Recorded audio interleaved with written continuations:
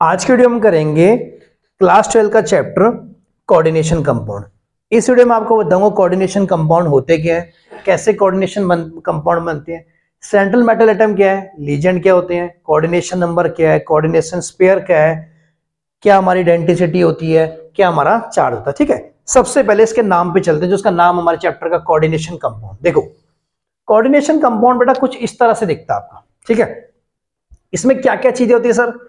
एक होता है बेटा इसमें सेंट्रल मेटल एटम।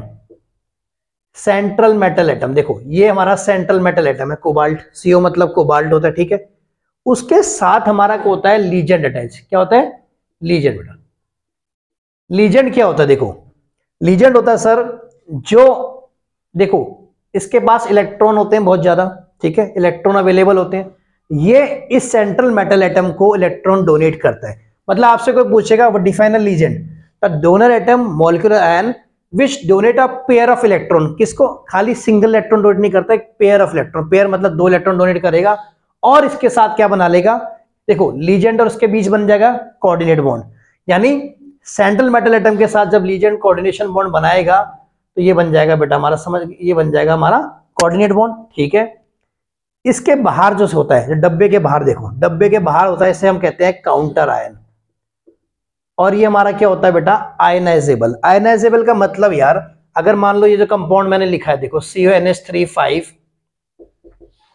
और Cl, अगर इसको दो पार्ट्स में टूटना होगा, दो पार्ट में टूटना होगा तो बेटा एक बनेगा, ये ब्रैकेट वाला बनेगा कैटायनिक पार्ट, और जो बाहर वाला बनेगा वो बनेगा हमारा एनायनिक पार्ट। यहां तक समझ आ गया? ठीक है, सेंट्रल मेटल एटम और लीजेंड जब ब्रैकेट में रखे जाते हैं तो इसको एक टर्म दी जाती है कोऑर्डिनेशन स्पेयर, कोऑर्डिनेशन एंटिटी। मतलब अगर आपने सेंट्रल मेटल एटम और लीजेंड को ब्रैकेट में रख दिया तो इसका नाम क्या बन जाता है, कोऑर्डिनेशन स्पेयर और कोऑर्डिनेशन एंटिटी। और बाहर वाले हिस्से को हम क्या कहते हैं, काउंटर। यहां तक आपको समझ गया? सेंट्रल मेटल एटम क्या होगा, तो सबसे पहले लिखा होगा, यहाँ पे लिखा होगा, ये देखो इसमें भी कोबाल्ट है, इसमें भी कोबाल्ट है। ठीक है, फिर लीजेंड होता है बेटा, लीजेंड क्या होगा, सेंट्रल मेटल एटम को पेयर ऑफ इलेक्ट्रॉन डोनेट करेगा और उसके बाद कोऑर्डिनेट बॉन्ड बनाएगा। ठीक है, बाहर जो लिखा होगा वो होगा काउंटर आयन होगा। ठीक है सर, फिर आता है बेटा ऑक्सीडेशन स्टेट। ऑक्सीडेशन स्टेट होता है कि जितने भी मेरे लीजेंड है उसको आपने चार्ज दे दिया, उतना लीजेंड है या फिर बाहर जो काउंटर है सबको चार्ज दे दिया, और आपने निकाला सेंट्रल मेटल एटम पे कितनी हमारी ऑक्सीडेशन स्टेट आ रही है। बात समझ आ रही? सारा मैं समझाऊंगा इसमें। अच्छा, लीजेंड बेटा होते कौन कौन से हमारे, देखो सबसे पहला एक्स है बेटा, इसमें आप इसे एक्स मतलब होता है हेलोजन। 17 ग्रुप याद करो आप पी ब्लॉक का, फ्लोरीन, क्लोरीन, ब्रोमीन, आयोडीन, सारे के सारे हेलोजन है। और इसका चार्ज बेटा आपको बड़ा इंपॉर्टेंट है, -1। ये आपको ऑक्सीडेशन स्टेट निकालने में काम करेगा। ठीक है, अभी आप समझो, CN है बेटा, इसे सियानो ग्रुप कहते हैं, इस पे चार्ज होता है -1। नेक्स्ट है मेरा NO3। NO3 मतलब नाइट्रेट होता है, इस पे -1 होता है। CO3 मतलब कार्बोनेट, इस पे -2 होता है। C2O4 मतलब बेटा ऑक्सलेट, इस पे -2 चार्ज होता है। SO4 मतलब सल्फेट, इस पे -2 चार्ज होता है। H2O मतलब होता है एक्वा, इस पे न्यूट्रल होते हैं। CO देखो, कैपिटल C स्मॉल होता है कोबाल्ट, और कैपिटल C कैपिटल O होता है कार्बोनिल। तो कंफ्यूज नहीं होना आपने कि कब कोबाल्ट लिखा है कब का है। फिर आता है बेटा EN। EN देखो, EN दो तरह से लिखा जाएगा, एक होता है EN2, इसके लिए नाम होता है बिस इथेन 1,2 डायमाइन, ये आपको याद रखना है बेटा। और अगर EN3 है तो इसका नाम क्या होता है, ट्रिस इथेन 1,2 डायमाइन। बात समझ आ गई? रट लेना बेटा। ठीक है, NH3 का नाम क्या होता है, अमाइन, और अमाइन की स्पेलिंग AMINE लिखनी है। अगर मान लो सर, सपोज एग्जांपल देखते हैं ना, मान लो मुझे इसका नाम पता करना है, इसी का नाम जो मैंने लिखा था, देखो मैंने नाम लिख दिया CONH3 का, आपने का नाम बताओ, और बाहर Cl है बेटा। ठीक है, सबसे पहले लीजेंड का नाम आएगा। आप मुझे बताओ यहाँ कितने लीजेंड दिख रहे हैं? आपने कहा सर ये NH3 दिख रहा है। अच्छा, NH3 के साथ बेटा ये कोऑर्डिनेशन नंबर कहलाता है, तो लीजेंड के नीचे नंबर लिखा होता है उसे क्या कहते हैं, कोऑर्डिनेशन नंबर। ठीक है, अच्छा कितना है, 5। 5 के लिए वर्ड क्या होता है बेटा, पेंटा। ठीक है, पेंटा, फिर अमाइन। कोई दिक्कत यहां तक? भाई 5 मतलब पेंटा, NH3 के लिए देखो मैंने लिखवा रखा अमाइन होता है। ठीक है, अब आपने बेटा इसकी ऑक्सीडेशन स्टेट बताओ, किसकी ऑक्सीडेशन स्टेट? आप देखो, आपने कहा कोबाल्ट, ऑक्सीडेशन स्टेट कैसे निकाल, देखो जिसके निकालनी है उस पे x। NH3 पे कितना चार्ज होता है? आप देखो NH3 का चार्ज कितना है? 0। तो x प्लस 0 इंटू 5। Cl पे कितना चार्ज होता है बेटा? Cl पे देखो -1, तो -1। अब इसके ऊपर कोई चार्ज नहीं है इसलिए इक्वल टू 0, तो x कितना आ गया? 1। तो पेंटामाइन कोबाल्ट फर्स्ट क्लोराइड। कोई दिक्कत भाई? बात समझ आ रही कि नहीं आ रही? पेंटामाइन कोबाल्ट फर्स्ट क्लोराइड बेटा। बट एक बात और याद रखनी है आपने कि अगर ये क्लोराइड ना अंदर को होता, जैसे देखो अगर मान लो इसका नाम आपने कोई पूछा यार इसका नाम बताना, इसका नाम, तो अब ये क्लोराइड नहीं बनेगा, अब ये बन जाएगा क्लोरिडो।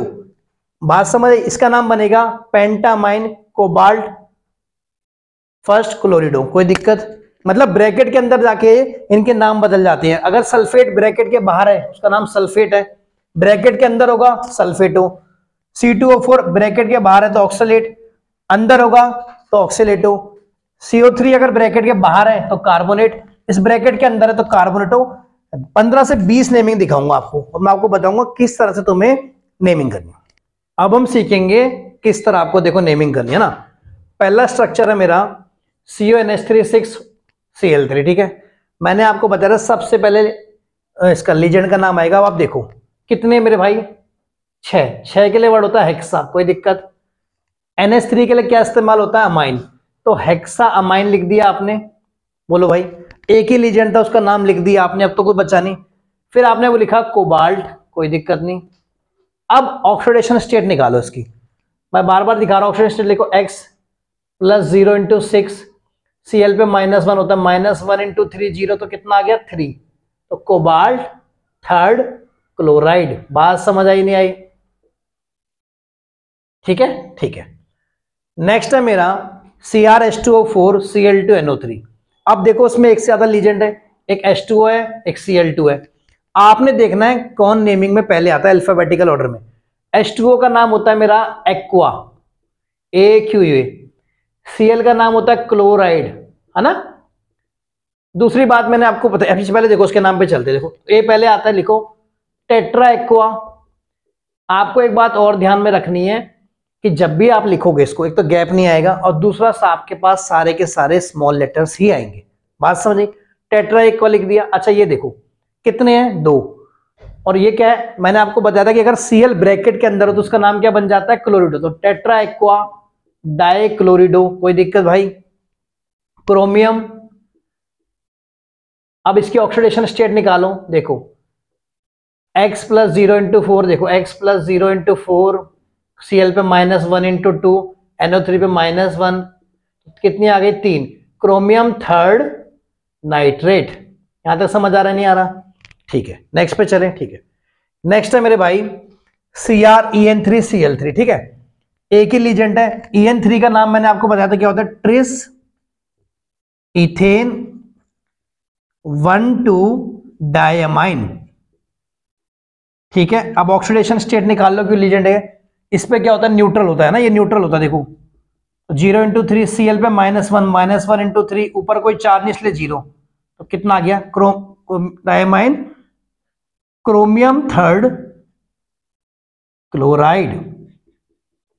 यहां बात समझ आ रही है? चलिए अगले पे चलते हैं बेटा। नेक्स्ट है CONH3 5CO3Cl, ठीक है। 2 लीजेंड है बेटा, एक ये वाला एक ये वाला है। ये अमाइन है और ये है कार्बोनेट, ठीक है। तो ऑब्वियसली बात है ए पहले आएगा। डाई ट्राई पेंटा ये सब स्पेलिंग में नहीं आते, अल्फाबेटिकल ऑर्डर में नहीं आते है ना, उसके बिना देखना। तो इसको लिखो पेंटामाइन, ठीक है। CO3 ब्रैकेट के अंदर है, CO3 का नाम क्या होता है? कार्बोनेट। ब्रैकेट के अंदर तो क्या बना? कार्बोनेटो। पेंटामाइन कार्बोनेटो। कोबाल्ट की ऑक्सीडेशन स्टेट निकालिए। कैसे निकालोगे बताओ? देखो इस पे क्या आएगी? x प्लस 0 इंटू 5, या रफ वर्क में करके दिखाना, आपने यहां नहीं दिखाना है। CO3 पे -2, Cl पे -1 equal to 0, cobalt third chloride. यहां तक समझ आ रहा है? चलिए नेक्स्ट वाले पे देखो। अब नेक्स्ट वाले क्वेश्चन में ना और इन क्वेश्चनों में फर्क क्या? देखो यहां पे देखो काउंटर आयन आपका सब बाद में था, अब यहां पे काउंटर आयन नहीं है। यहां पे क्या करा है? इसको पहले लिख दिया है। बात समझ आ गई? अब अगर कभी लेफ्ट हैंड साइड में सबसे पहले लिख दें तो आपने क्या करना है बेटा, सबसे पहले इसका नाम लिखना है। अब के मतलब क्या होता है बेटा, पोटेशियम। ठीक है, के मतलब तो होता है ना पोटेशियम। एक इंपॉर्टेंट बात आपने याद और रखनी है कि आप डाई ट्राई कुछ नहीं लिखोगे, यानी कि ट्राई पोटेशियम लिख रहे हो, नहीं। पोटेशियम C2O4 का क्या नाम होता है, ऑक्सलेट, ब्रैकेट के अंदर है तो पोटेशियम ट्राई ऑक्सलेटो। ठीक है सर। अब इसका ऑक्सीडेशन स्टेट निकालो, देखो किसका, Fe का।